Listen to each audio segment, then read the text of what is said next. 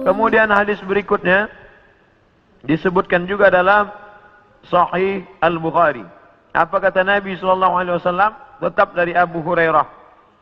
La taqumus sa'ah, tidak terjadi hari kiamat. Hatta yanzila fikum ibnu Maryam, sampai datang anak Maryam. Yang dimaksud dengan anak Maryam adalah Nabi Isa alaihissalam, hakaman muqsitan, sebagai seorang hakim yang adil. Mungkin keadilan susah didapatkan dari manusia yang condong kepada harta dan hawa nafsu, tapi kerana dia seorang nabi, bukankah dia sudah mati, meninggal dunia? Barrafa'ullah wa ma qataluhu, mereka tidak berhasil membunuhnya. Wa ma salabuhu, mereka tidak berhasil menyalibnya. Walakin syubbiha lahum, ada orang lain yang diserupakan wajahnya dengan Isa.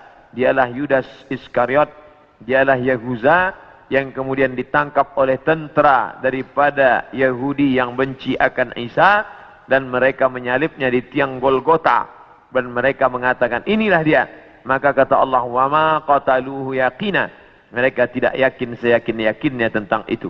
Sampai akhirnya pada tahun 324 terjadilah konsili, pertemuan pertemuan seluruh pendeta-pendeta, dan mereka berhasil menyepakati di sebuah kota bernama Nisea. Sekarang letaknya di Turki.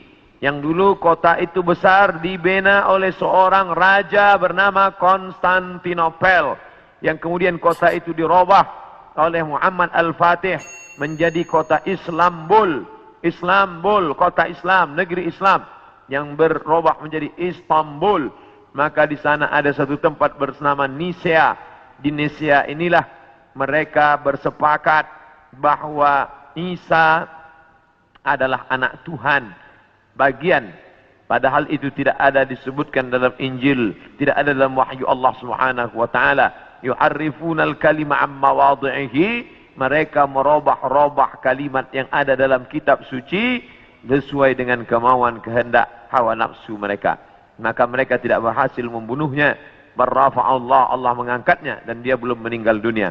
Sampai masanya menjelang hari kiamat, Nabi Muhammad SAW bercerita bahwa Nabi Isa ini akan turun menjadi pemimpin yang adil. Apakah dia membawa syariat baru lalu menasakh syariat Muhammad SAW? Tidak. Dia menghidupkan lagi sunnah-sunnah Rasulullah SAW. Dia menjadi imam di masjid. Dia mengajak orang solat berjamaah. Dia tetap menegakkan syariat Muhammad. Dia tidak menasakh apapun, kerana dia datang sesudah Nabi Muhammad. Maka dia sendiri pun ikut syariat Nabi Muhammad sallallahu alaihi wasallam. Dia tidak hanya sebagai seorang ulama, dia tidak hanya sebagai orang yang faham agama, tapi dia menjadi hakaman muqsitan, sebagai pemimpin yang adil, yang akan memimpin dunia. Bila ini terjadi, maka hari kiamat akan segera tiba. Ini termasuk tanda yang fisik, yang nampak, yang orangnya langsung. Tempat turunnya disebutkan di sebuah masjid bermenara warna putih di Damaskus, Syam.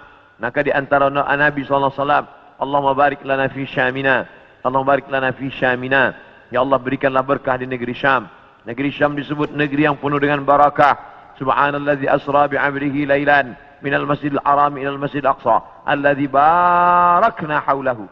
Kami berkahi tempat itu linuriyahu min ayatina, karena kami ingin menunjukkan ayat-ayat kami kepada orang yang tidak percaya kepada ayat-ayat.